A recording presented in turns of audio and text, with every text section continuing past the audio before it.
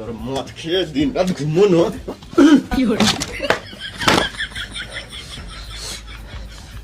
ঘরে চার্জার কিছু নাই, সেটা 2 মাসের মাইনে বাকি আছে, আর গানে হুঁশ নাই, মদকে ঘুমাইছে।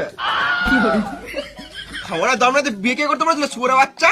ও বিয়ের আগে বাবু সোনা, আর এখন আমি শুয়োরের বাচ্চা। বিয়ের আগে যদি জানতাম যে তুই মদ খাস তাহলে তোকে বিয়ে করতাম না রে পাঁঠা। তুই বেশি গাঁড় জ্বলাস না, তুই নিজের কাজ কর গা পাঁঠি। নারীকে সমান করতে পারিস না তো কিসের মরদ তুই? হ্যাঁ, এখন তো সব দোষ আমার। বিয়ের আগে তো ভালোই বলছিলিস একটা তিল দুজন মিলে ভাগ করে খাবো, এখন ঘরে মুড়ি আছে ওটাও তো জলে ভিজে খেছিস না। আরে নিজের পছন্দের কেন যে বিয়েটা করতে গেলাম? যদি মামা পছন্দের বিয়েটা করতাম তাহলে টাইম টাইমে ভোজন আর টাইমে টাইমে চড়িয়ে দেবো। না মানে চুড়িও কিনে দিত। বেশি কথা না বলে যাও, বাজার করে নিয়ে এসো।